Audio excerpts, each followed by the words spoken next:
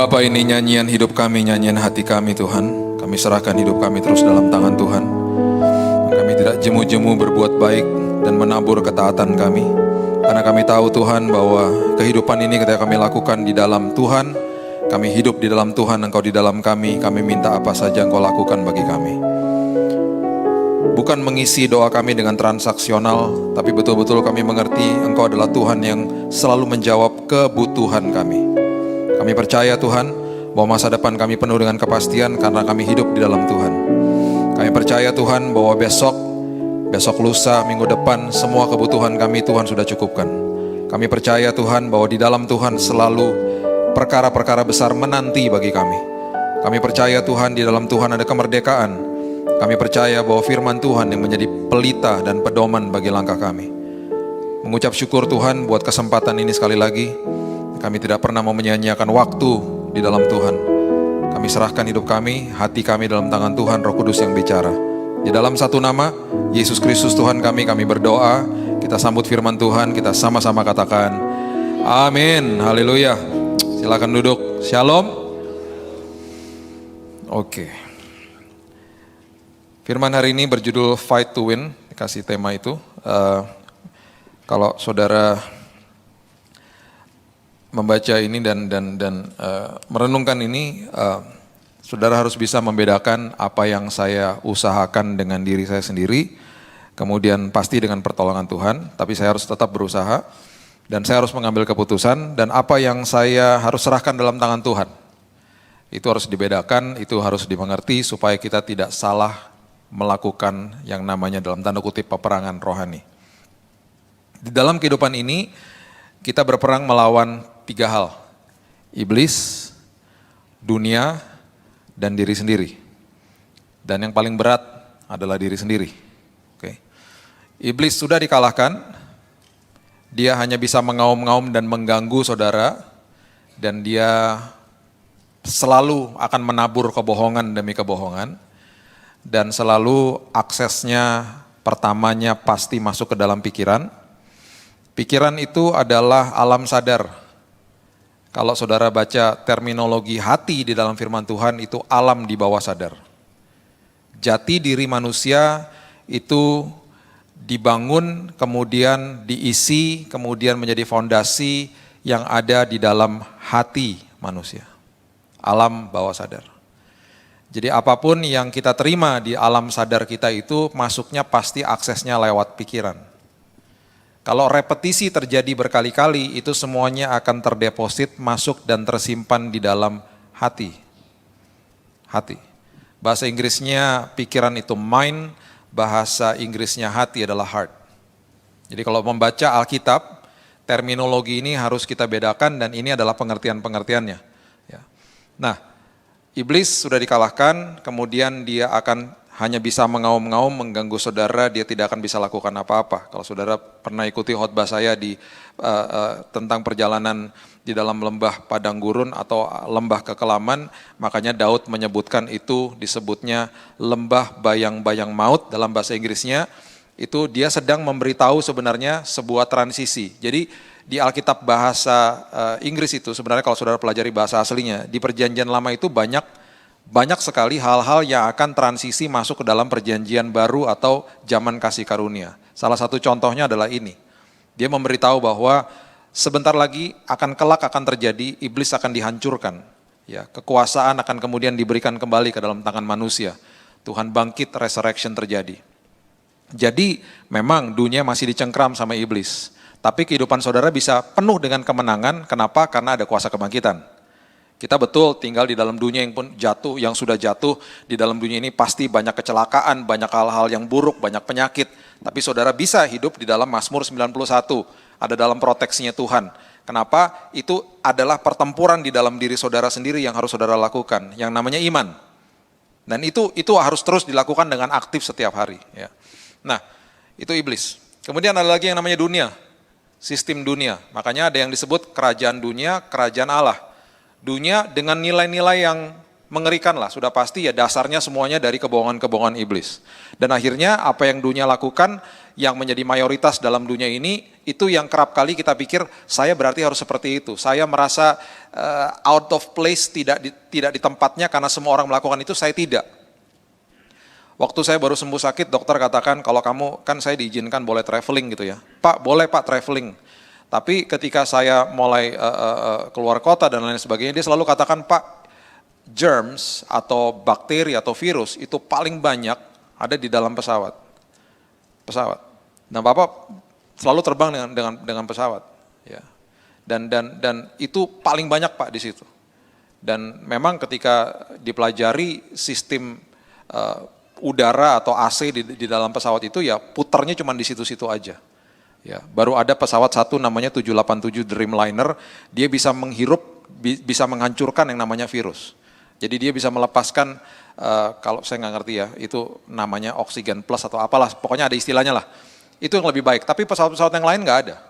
Jadi makanya kenapa dia katakan, Pak selesai keluar dari pesawat, segera mandi Pak. Dan itu saya dikasih tahu salah satunya itu. Dan salah satunya dikasih tahu begini, Pak masuk ke dalam airport pakai masker. Jadi saya pakai masker udah dari bulan Juni. Waktu saya pakai masker, hampir nggak ada orang pakai masker kecuali saya. Jadi langsung dibilangnya kalau orang lihat saya, ih ini orang lagi sakit kali ya, gitu. Sekarang, jadi saya kadang-kadang merasa out of place karena semua orang mayoritas nggak pakai masker. Hari ini, tadi saya di airport, ya. 75%, 80% pakai masker. Jadi saya merasa saya banyak teman hari ini. Justru orang-orang yang tidak pakai masker diliatin sekarang. Nggak pakai masker sih gitu. Tadi di satu pesawat ke Surabaya hampir 75-80% semua pakai masker. Di sebelah saya duduk saya selalu kalau di pesawat itu kalau check-in selalu saya ambil di emergency, leg room-nya lebih panjang. Saya selalu duduk di kaca. Saya selalu boarding duluan. Saya nggak mau terganggu sama orang, jadi boarding duluan, pasang headphone, dengerin musik, saya kadang-kadang udah tidur duluan di situ. Nanti orang udah penuh, baru saya baca firman. Kalau semuanya udah masuk. Jadi saya nggak mau terganggu lah, biasanya begitu ya. Nah, di sebelah saya tadi sampai ke ujung, semuanya maskeran. Terus tiba-tiba ada yang copot kan maskernya. Copot maskernya, karena dia makan. Terus dia lupa pakai. Tiba-tiba di sebelahnya ada yang batuk, langsung buru-buru pakai. Padahal juga orang batuk, udah sering orang batuk, ya enggak? Langsung semuanya pada parno semuanya, ya kan? Semuanya pada takut sama virus. Nah, ini adalah hal-hal yang akhirnya gara-gara dunia lakukan, kita juga mau ikut-ikutan gitu akhirnya. Merasa out of place. Semua juga gitu kok, semua juga gitu. Makanya ini yang kita hadapi setiap hari. Orang-orang akan pasti mencemooh saudara, makanya dikatakan orang-orang yang di Lukas dikatakan orang yang tertawa, orang yang sedang menertawai dan lain sebagainya, itu ujungnya celaka kalau mereka akan terus melakukan itu. Dan kita dikatakan, kita sudah pernah bahas firman ini, kita disebut diberkati, berbahagia ketika sedang dianiaya oleh sebab kebenaran. Itu jelas ayatnya, dianiaya oleh sebab kebenaran. Kenapa? Karena ujung-ujungnya ketika kita sedang dianiaya oleh sebab kebenaran, kita sedang diberkati Tuhan sebenarnya. Kenapa? Karena berarti kita yang diubahkan Tuhan. Karena apa? Kita betul-betul sebenarnya orang-orang yang minoritas. Kita ada di atas perahu dan kita melihat orang-orang yang sedang ikut arus dan jumlah mereka luar biasa banyaknya dan mayoritas. Tapi firman Tuhan dengan jelas mengatakan engkau diberkati, engkau berbahagia ketika engkau sedang dianiaya oleh sebab kebenaran. Justru orang-orang yang seperti itu celaka hidupnya ketika mereka tertawa, ketika mereka sedang kenyang sama nilai dunia dan lain sebagainya. Nah, yang ketiga, ini yang paling berat, adalah melawan diri sendiri. Ini adalah pertempuran fight to win yang betul-betul paling berat dalam hidup ini, melawan diri sendiri. Ya, makanya yang saya bilang namanya ketaatan, itu sulit. Gak gampang dan saya ngerti. Saya ngerti yang namanya ketaatan tuh sulit. Alkitab bahkan mengatakan daging itu kuatnya luar biasa, sangat kuat. Makanya apa yang terdeposit di dalam yang namanya tadi saya katakan di dalam hati, itu menjadi jati dirinya manusia akhirnya. Ya. Nah, semua pergumulan yang terjadi di luar manusia, itu urusan Tuhan. Dia akan lakukan, dia akan bertempur bagi saudara. Dan dia katakan, rest in me, istirahatlah di dalam aku, jangan takut dan lain sebagainya, peperangan ada dalam pihakku dan lain sebagainya. Ya. Tapi yang namanya pertempuran di dalam sini, itu tugas saudara dan saya. Melawan diri sendiri. Makanya pemberian Tuhan yang paling berisiko adalah kehendak bebas. Itu paling berisiko. Karena manusia bisa mengambil keputusan untuk melawan dia. Ya, itu adalah sesuatu yang paling berisiko. Makanya Alkitab mengatakan ketika engkau menjaga hati, Tuhan akan jaga semuanya. Makanya ketika engkau menjaga hatimu dengan segala kewaspadaan, di Amsal dikatakan itu sumber daripada kehidupan. Sumber daripada kehidupan itu berarti kehidupanmu akan luar biasa, kehidupanmu akan menghasilkan perkara-perkara besar. Yang penting cuma satu, jaga hati, jaga jati diri. Jangan sampai hati ini terdeposit dengan hal-hal yang mengerikan. Karena sekali lagi, pikiran adalah outer layer. Itu adalah alam sadar. Itu adalah yang saudara biarkan apa yang masuk lewat mata dan telinga saudara sebagai pintu gerbang hati. Karena ada 5 panca indera toh, yang paling hebat cuma 2 memang, yang paling menyerap banyak informasi mata dan telinga. Makanya sampai ada ayatnya, ketika Lot orang yang benar hidup di dalam tengah-tengah orang-orang fasik ya, dan tidak menjaga mata dan penglihatan dan pendengaran, jiwanya yang benar itu tersiksa. Karena itu yang dimasukin terus. Dan ini alam sadar dan akhirnya terdeposit terus. Makanya orang yang terima Yesus, misalnya contohnya saya pernah melayani orang yang terlibat dalam pornografi. Karena apa yang dia lihat terdeposit, lama-kelamaan jadi jati dirinya sendiri. Lama-kelamaan tanpa dia harus mikir, dia melakukan. Kenapa? Karena sudah terdeposit di dalam hati. Di dalam alam bawah sadar. Makanya kenapa ketika kita melihat atlet bertinju dan lain sebagainya, mereka melakukan repetisi. Yang mereka lakukan adalah semua itu dilakukan supaya terdeposit di dalam hati. Sampai-sampai ketika bertinju, tanpa mikir mereka begini. Dan bisa ngelesnya jagonya luar biasa. Mereka nggak pakai mikir. Ketika ditinju mereka nggak mikir. Tinjunya ke sini berarti aku ke kiri apa ke kanan. Ya nggak ada mikir lagi. Udah keburu ketinju. Mereka lagi bertinju kayak Muhammad Ali. Saudara bisa lihat tangannya ke bawah loh. Kadang-kadang dia cuma begini-begini aja. Nggak kena. Kenapa? Karena latihannya repetisi.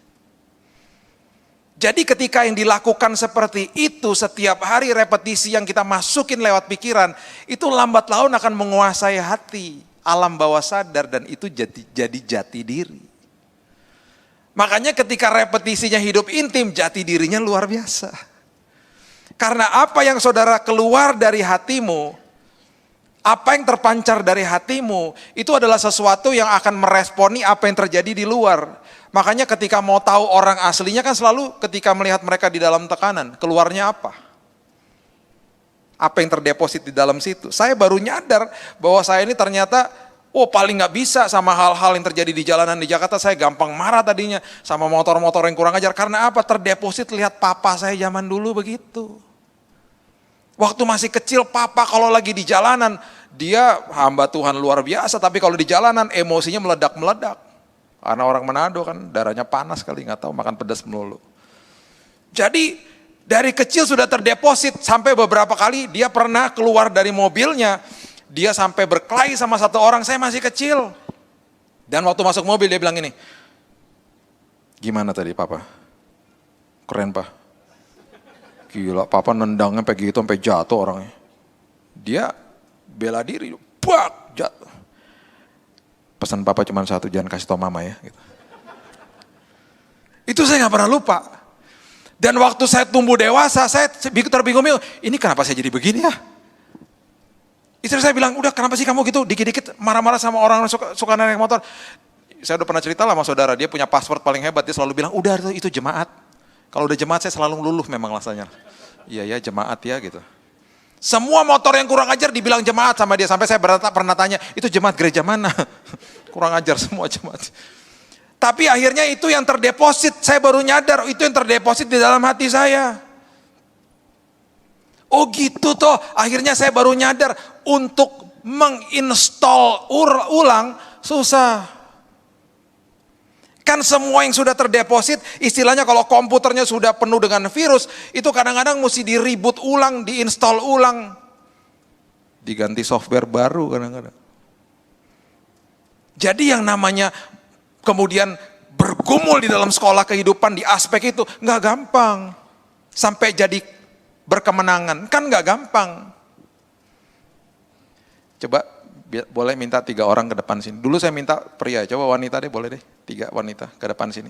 Enggak disuruh ngomong enggak, cuma berdiri aja. Cepat aja di sini bertiga. Cuma berdiri aja, senyum aja. Yang penting bisa senyum ya di sini aja. Biar nggak ngeri teman-temannya lihatnya. Jangan dibawa di atas sini.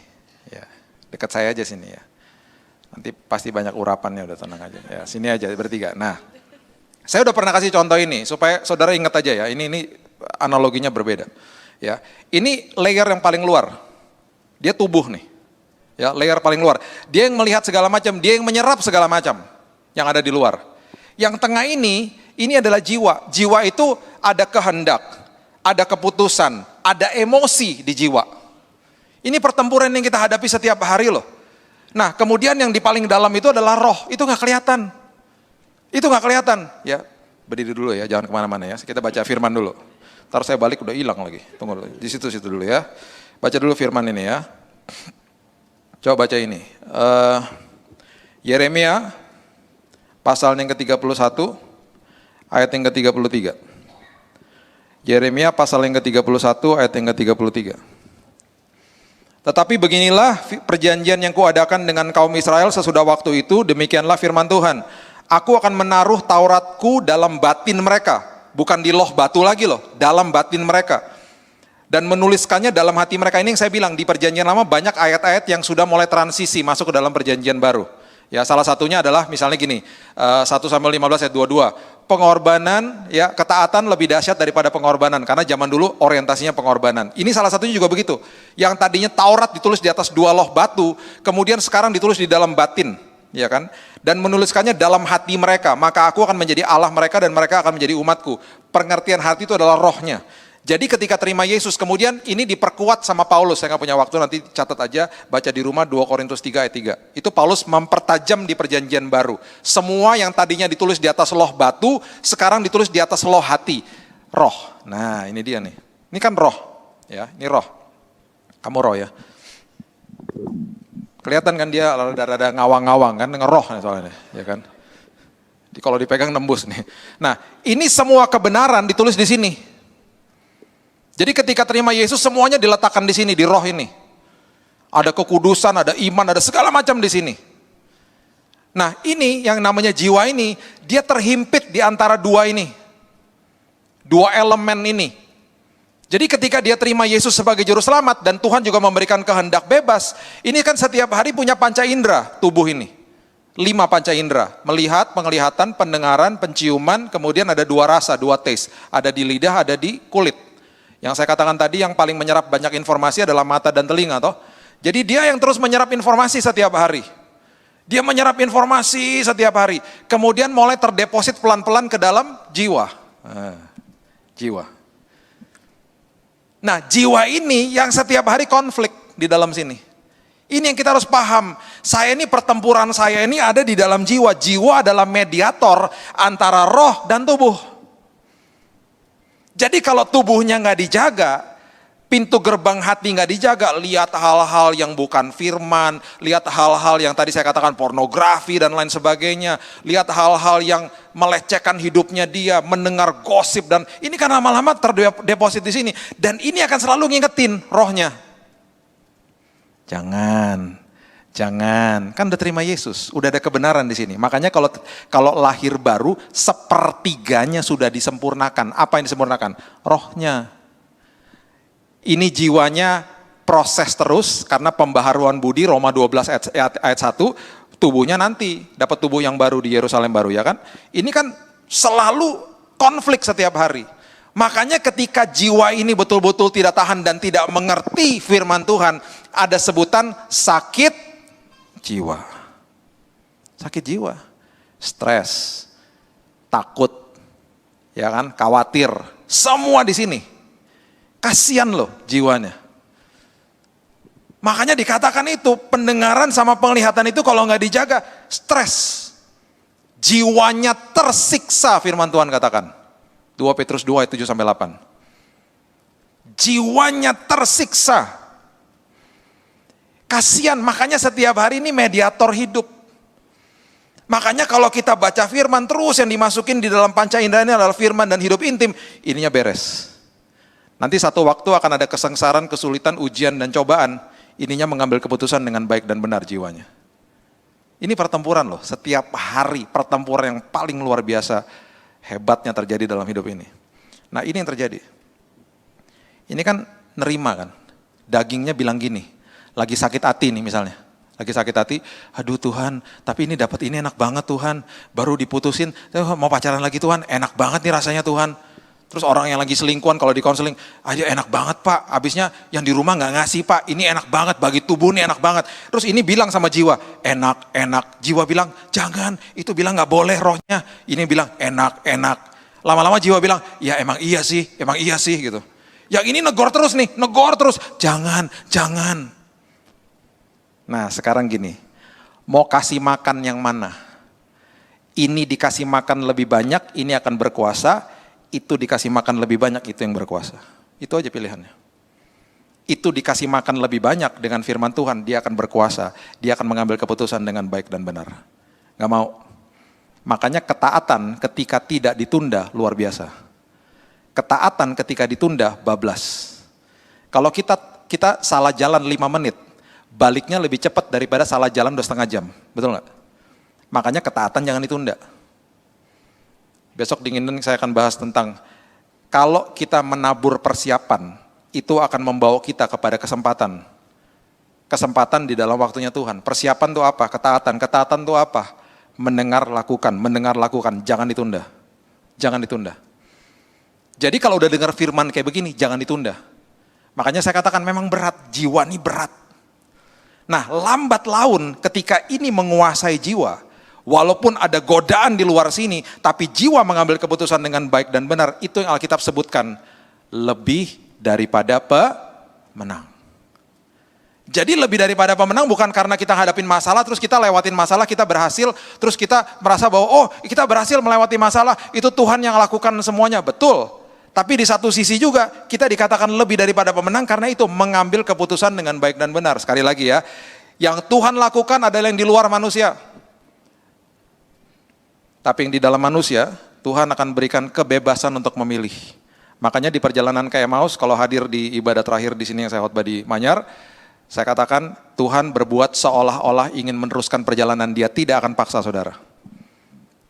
Dia akan kejar saudara, dia akan tegur saudara, dia akan lakukan semuanya. Di satu titik dia tidak akan paksa saudara. Semua perubahan di dalam diri saudara, itu terserah saudara. Dan ketika itu terjadi, saudara dikatakan lebih daripada pemenang. Silakan duduk, berikan tepuk tangan buat mereka bertiga. Ngerti ya? Jadi setiap hari ingat mereka bertiga kalau lagi ngalamin pergumulan hidup ya. Itu saya punya jiwa loh di tengah itu loh. Di tengah itu saya ada jiwa loh, mediator saya. Ya, dan saya harus mengambil keputusan dengan baik dan benar. Semua sudah ditulis sama Tuhan. Kebenaran sudah ada. Makanya gini. Setiap kali kita lakukan ketaatan, hati kita damai. Pasti gitu. Sekarang contohnya. Karena apa? Sudah ditulis soalnya. Sudah menjadi bagian hidup. Ketaatan itu sudah menjadi bagian hidup. Kenapa? Ketika terima Yesus, semua atribut dan nilai surgawi diletakkan di dalam roh toh. Jadi dia terus yang negor kita gitu. Dia ngasih tahu sama kita. Nah, ketika itu sudah ada, makanya ketika kita melanggar pasti nggak damai. Contoh simple sederhana. Lampu lalu lintas saudara langgar. Langgar lampu lalu lintas.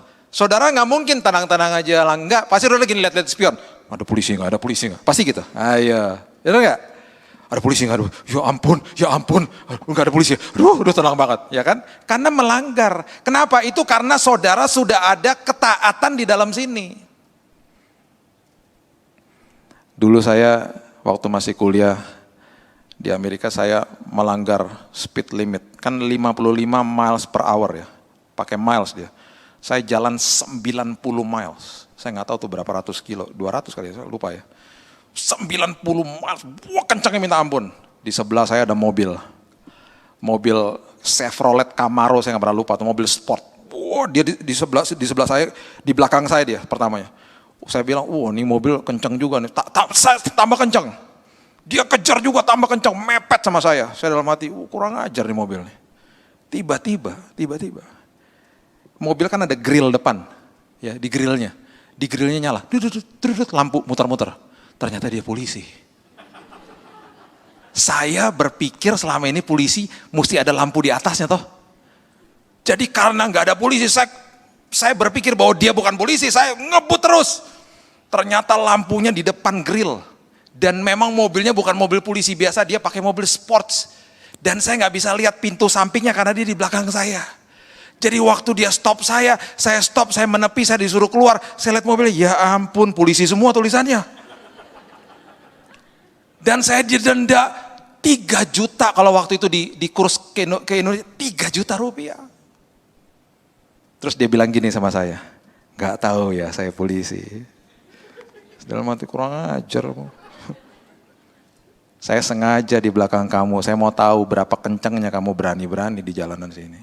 Tadi kamu awalnya 90 miles per hour, di ujung-ujung waktu saya rangkap kamu sudah hampir masuk 100 miles per hour. Denda kamu paling tinggi, SIM kamu dicabut. Itu. Yang kedua, ketaatan. Kalau saudara hidup dalam ketaatan, saudara pasti percaya diri. Pasti. Apapun yang terjadi, walaupun ada nggak enak, pasti percaya diri. Contoh, mobil kan sudah dimasukin sistem yang namanya bensin, betul nggak? Saudara kalau ke pom bensin, bensinnya habis diisi, saudara kan cuma lihat naik, ya kan? Diisi. Saudara pasti percaya diri, mobil saudara akan jalan. Percaya diri pasti. Jadi kalau saya hidup di dalam ketaatan, walaupun di luar sana ada tantangan begini, begitu, saya percaya diri. Walaupun saya dibilang bodoh, saya percaya diri. Saya udah diisi kok sama firman. Saya nggak peduli. Saya bilang sama istri saya, aku nggak peduli. Dia tanya gini sama saya di kamar rumah saya, kamu nggak takut ya? Kemarin dokter yang ngomong, enggak. Pertama iya, sekarang enggak. Kita udah cukup diisi sama firman. Firman Tuhan katakan ribuan tahun lalu kesembuhan sudah dikasihkan buat kita. Jadi kita nggak usah doa-doa minta kesembuhan, kita bilang terima kasih ya Tuhan udah sembuhin. Saya ngomong gitu di hari-hari pertama sama istri saya. Kan tergantung di dalam sini, saya bilang. Kan kuasa udah diberikan. Kan kuasa yang membangkitkan Yesus dari kematian di Efesus sudah diberikan. Sekarang kita tinggal percaya aja, saya bilang gitu. Percaya diri jadinya. Karena hidup di dalam ketaatan firman. Nah, jadi ini nih pertempuran ya. Pertempuran antara tubuh, jiwa, dan roh. Kemudian ini yang kita lakukan setiap hari kan, pertempuran antara saya yang lama harus menjadi saya yang baru, ya kan? Berarti yang namanya pengorbanan yang namanya saya hidup sama Tuhan itu dikit-dikit saya pikirnya bahwa oh pelayanan itu pengorbanan dan lain sebagainya. Enggak, yang lebih penting daripada pengorbanan adalah ketaatan, makanya ketaatan lebih dahsyat daripada pengorbanan, itu sudah jelas. Dan saya percaya bahwa hidup di dalam ketaatan akan membawa saya ke dalam percaya diri, sama saya akan tenang. Saya akan damai, tenang. Siapa yang dari Sumatera Utara? Saya dari kota Medan. Ada di sini? Gak ada ya? Oke. Kalau saudara ke Medan, orang Medan adalah salah satu orang yang gak bisa ngantri. Ya, saya berkali-kali ke Medan. Saya ada di lampu merah sama mobil gereja.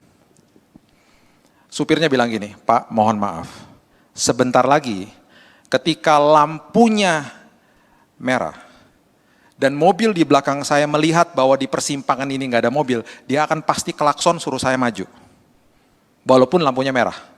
Jadi mohon maaf Pak kalau sampai berisik yang di belakang, karena saya tidak akan maju. Karena saya tidak akan maju. Kenapa nggak maju? Udah waktu klakson gitu. Iya Pak, karena pakai mobil gereja. Kalau saya pakai mobil saya Pak, saya maju Pak. Oh gitu, malu karena ada itunya. Iya Pak. Berarti bukan dari hatinya dong taatnya. Berarti taatnya cuma di luar aja. Ini juga pertempuran, ini juga bahaya. Saya bilang gini, oh berarti kalau di Medan panggilnya bang. Berarti kalau abang naik mobil pribadi jalan? Iya jalan lah Pak. Udah biasa kita di sini Pak.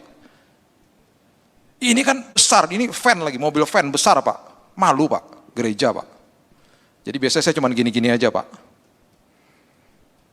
Saya pernah sama teman saya, seatbelt kan kalau di Jakarta nggak pakai seatbelt tangkap langsung, cepet tangkapnya. Masuk ke perumahan rumah saya sama dia ngajak dia ke rumah saya. Masuk ke perumahan rumah saya, seatbelt copot. Kenapa copot? Kok udah dekat rumah? Emang kenapa? Kan udah gak ada polisi. Ih, pakai seatbelt bukan karena untuk polisi, pakai seatbelt untuk memproteksi hidupmu. Terus saya bilang, kamu tahu kecelakaan yang paling banyak itu 200-300 meter dekat rumah. Karena orang lalai. Sampai segitunya. Iya, makanya kalau pakai seatbelt bukan untuk kasih lihat sama polisi, bukan untuk proteksi diri. Ketaatan untuk memproteksi diri saudara, bukan untuk kasih kondisi sama Tuhan, dan bukan untuk pamer-pamerin sama orang. Bukan kasih tahu bahwa ini saya kudus nih hidupnya, di belakangnya ngawur, nggak punya integritas. Integritas kan artinya wholeness. Semuanya sama, depan belakang sama. Depan belakang sama aja. Makanya apa yang saya lakukan dimanapun saya berada, mau apapun kondisinya, saya taat. Banyak orang taat sama Tuhan, banyak orang bertempur di dalam hidupnya, kemudian dia masuk ke dalam sebuah pengertian bahwa saya harus taat itu karena saya mau diberkati sama Tuhan. Atau supaya saya mau terlihat baik sama orang lain, ngawur.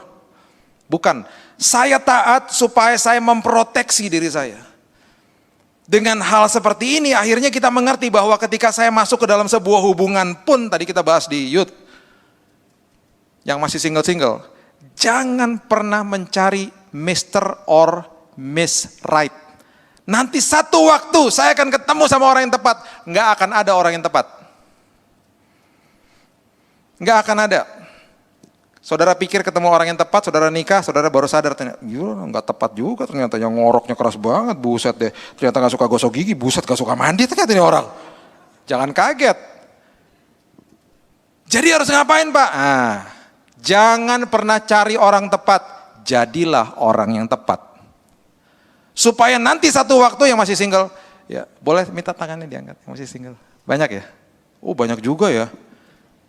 Kalau yang single-single ya selalu berpikir bahwa saya harus jadi orang yang tepat buat nanti future husband atau future wife. Siapapun yang mau ada nanti. Dan ketaatan saya dan kesetiaan saya dimulai dari sekarang bukan nanti. Saya setia Pak sama calon istri saya, sama calon suami saya. Oh mana calonnya udah ada? Belum ada Pak. Udah ketemu? Belum juga Pak. Luar biasa kalau kayak begitu. Saya belum ketemu sama calonnya, saya belum mikirin juga belum, tapi saya udah taat dari sekarang. Saya sudah setia dari sekarang, bukan setianya nanti. Itu yang saya katakan tadi, jangan tunda ketaatan. Mulai dari sekarang. Dan selalu katakan, saya harus jadi orang yang tepat bagi orang itu. Saya tidak akan mencari orang yang tepat karena nggak ada orang yang tepat. Saya harus mencari orangnya, saya harus menjadi orang yang tepat supaya saya nanti diberikan kesempatan yang tepat sama Tuhan. Gitu loh. Saya harus menjadi orang yang tepat supaya nanti ada kesempatan yang tepat bagi saya. Setiap kali ada persiapan, selalu ada kesempatan. Selalu gitu. Saya tutup dengan Pengkhotbah 9 ayat 11, coba lihat. Pengkhotbah pasal yang ke-9 ayat yang ke-11. Besok dinginan kita perdalam ini ya. Lagi aku melihat di bawah matahari bahwa kemenangan perlombaan bukan untuk yang cepat. Kemudian keunggulan perjuangan bukan untuk yang kuat, dan juga roti bukan untuk yang berhikmat, kekayaan bukan untuk yang cerdas, dan karunia bukan untuk yang cerdik cendekia, karena waktu dan nasib dialami mereka semua. Bahasa Inggrisnya time and chance, waktu dan kesempatan. Setiap kali saudara mempersiapkan diri, setiap kali saudara menabur ketaatan, setiap kali saudara lakukan itu, nanti pada waktunya Tuhan, saudara akan dipertemukan dengan kesempatan yang tepat. Selalu begitu. Jadi kemenangan perlombaan hidup ini bukan untuk orang-orang yang lebih cerdik, lebih cerdas, lebih pandai, lebih punya banyak jejaring, lebih banyak datang ibadah, bukan. Bukan karena lebih hebat, lebih rohani begitu, bukan. Karena persiapan ketaatan, banyak orang datang ke gereja nggak taat juga soalnya. Setiap orang yang menabur ketaatan, menabur persiapan, dipertemukan dengan kesempatan. Kalau saudara suka nonton sepak bola, tahun 2010 finalnya Spanyol sama Belanda di Afrika Selatan. Belanda mengungguli semua lini pertandingan, dominan. Dan waktu injury time, Spanyol menemukan kesempatan. Karena persiapan yang luar biasa, Andre Iniesta mencetak gol dan Spanyol menang 1-0. Kalau dilihat statistiknya, penguasaan bola jauh Belanda lebih unggul. Dan keluarga besar saya hancur hatinya karena Belanda kalah. Waktu Amerika menyerang Vietnam. Amerika digadang-gadang adalah negara superpower, punya persenjataan luar biasa tahun 60-an. Mereka punya satu namanya Phantom F4, pesawat pembom yang tempur yang sangat canggih. Menang nggak? Kalah. Kenapa? Karena tentara Vietnam mempersiapkan diri. Mereka membuat yang namanya, saya pernah tur namanya cuci tunnels. Mereka membuat tunnel-tunnel di bawah tanah. Mereka membuat kota di bawah tanah. Yang besarnya ratusan, panjangnya ratusan kilometer. Tempat tinggal, tempat tidur, tempat mandi di bawah, dapur di bawah. Yang mereka lakukan adalah karena mereka tubuhnya kecil-kecil, mereka keluar dari lubang-lubang itu. Mereka nembakin tentara Amerika, mereka masuk lagi. Tentara Amerika nggak bisa ketemu. Mereka cari dan mereka nggak ketemu. Karena mereka semuanya ngumpet di bawah, mereka bergerilya, dibuat frustasi. Saya mau masuk ke dalam beberapa lubangnya aja nggak cukup. Saya harus cari lubang yang besar ketika tur ke sana. Dan yang mereka lakukan adalah, mereka ketika memasak di bawah, karena mereka perlu makan. Mereka ada dapur, kalau ada dapur berarti kan harus ada asap.